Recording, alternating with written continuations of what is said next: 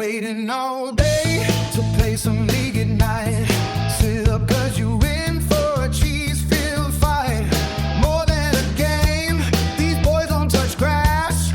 Even for the boys that are perennial lads. Welcome to the HenHouse pod. Blue Henny on the call. Talking this shit and taking care of the boys. Addicts and VBL. Updates and reactions. Like Melendez giving up 80 Angel crashing now. Hey boys, trying to get over on deals. That's why we're waiting all day for late night games. Like money plays, dirt balls and hidden nooks. That's why we're waiting all day for late night games. Mathematics and VBL with ads on Twitch. And always remember, Flynn is a bitch.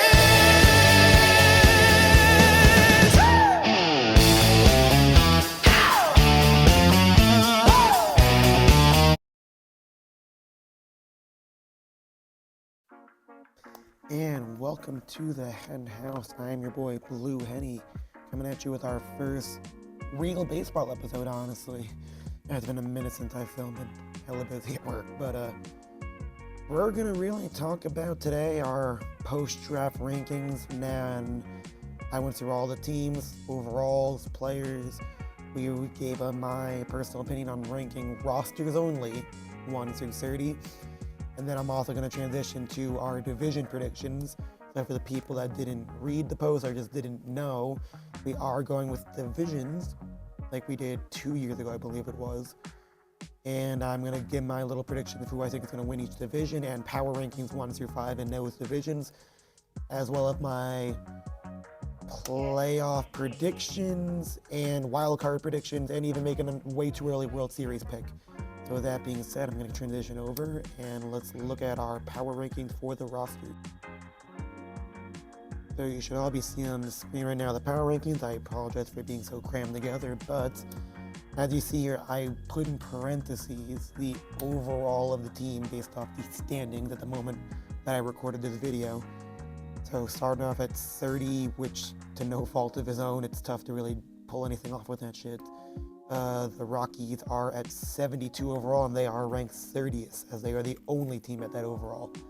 Coming up at 29 in the same boat is the Nationals at the 73, where honestly, you can make a case for both of these teams that they're, well, not a case, it's factual, they're much better than 30th and 29th, and you'll see that when it comes to the division rankings. But in terms of rosters, they're the two worst pitching staffs in the game, so I mean, it's only so much you can do there.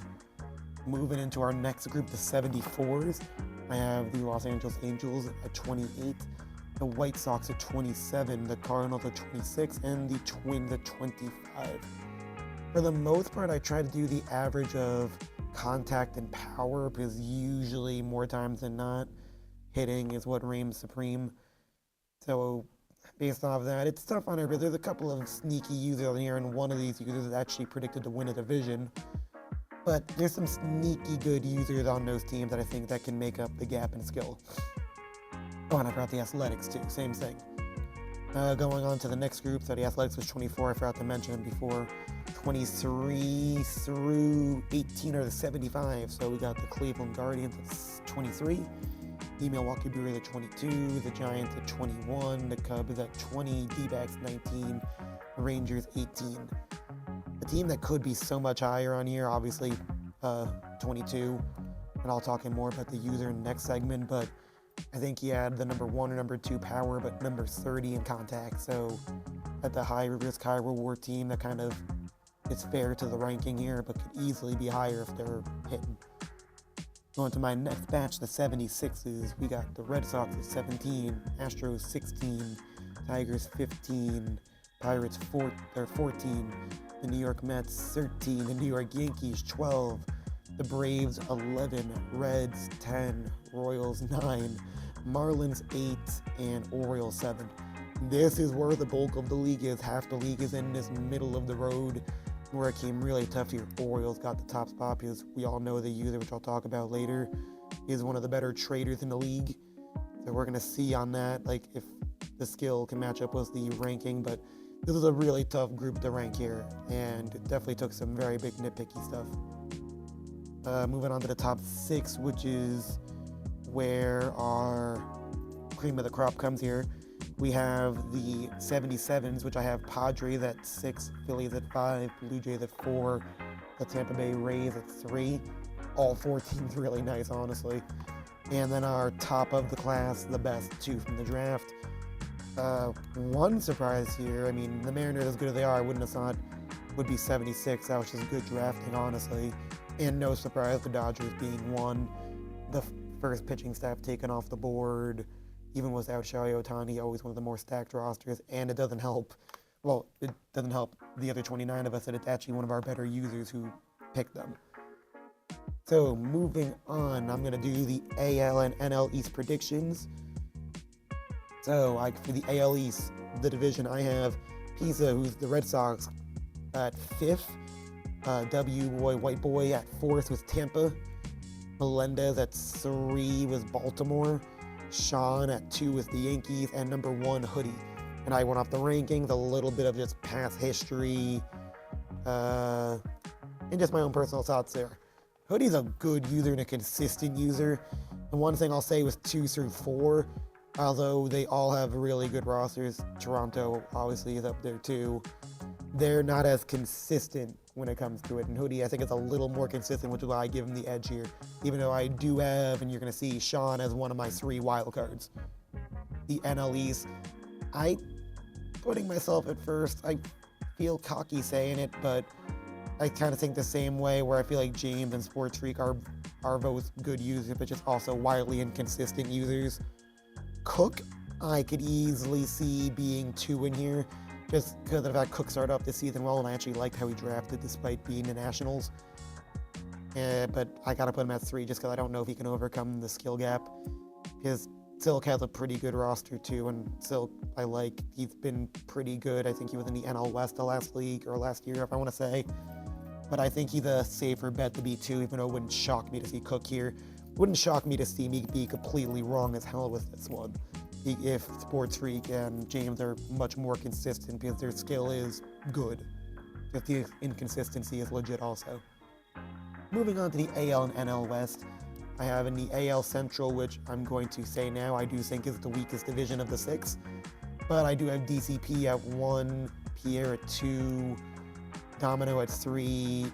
I apologize if I put him on, but I just went off the Xbox. Walker, the Tigers at 4, and Cuzzo at 5. I mean, this one I could easily see going anyway. DCP gets my early nod because of the fact he has made the playoffs before in more challenging divisions, so I feel like if there was a safe bet, I would pick him. But he also has the White Sox, which is where, if that wasn't in the equation, I would feel a lot safer with that prediction, but I don't know. I could either see Pierre or Domino sneaking in if he can overcome the roster gap. NL Central, and I'm just realizing now that I made a mistake on here. I forgot the Pirates, but I'll fill it in. I'm forgetting off the top of my head of the Pirates. Give me one pause here. I'm forgetting who the Pirates were.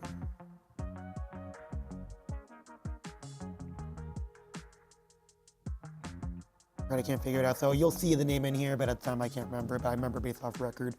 The other ones are fairly safe. Cucumber, McCoy, Seawatt.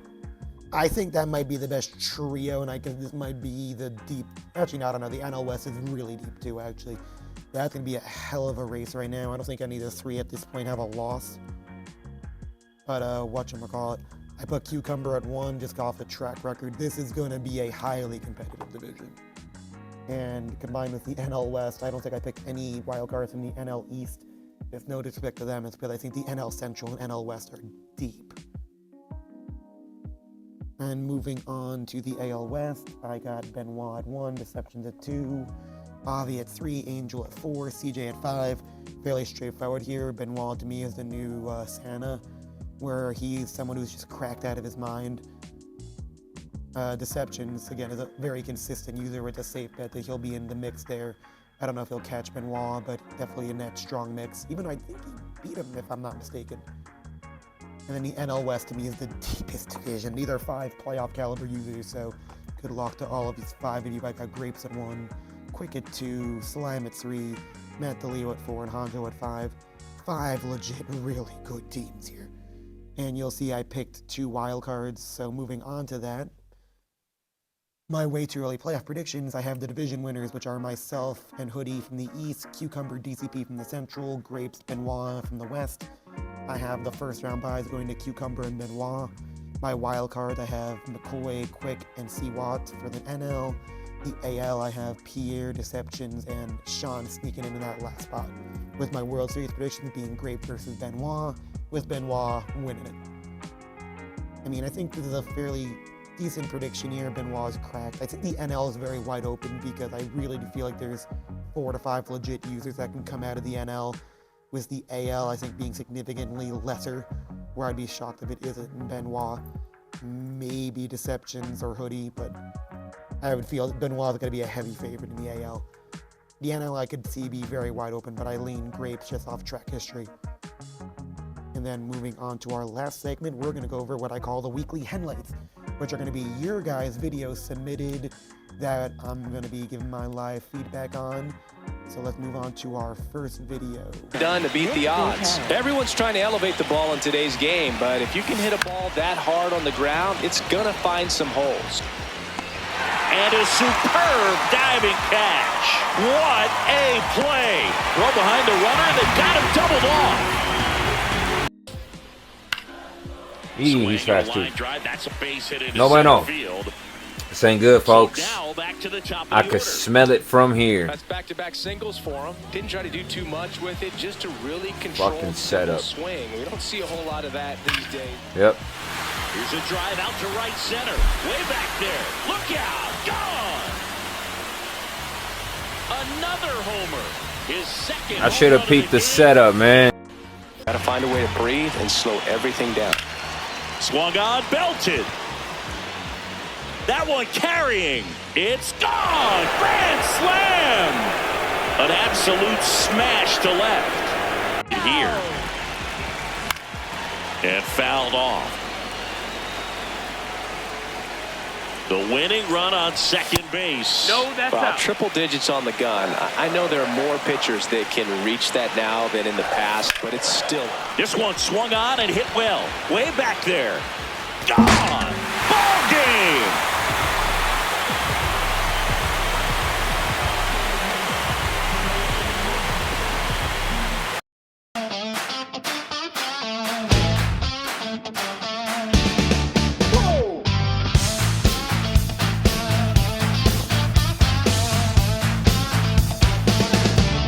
Waiting all day to play some league at night. Sit up cause you in for a cheese-filled fight.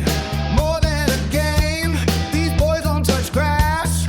Even for the boys that are perennial lads. Welcome to the HenHouse pod. Blue Henny on the call. Talking this shit and taking care of the boys. Addicts and VBL. Updates and reactions. Like giving up 80 angel crashing now.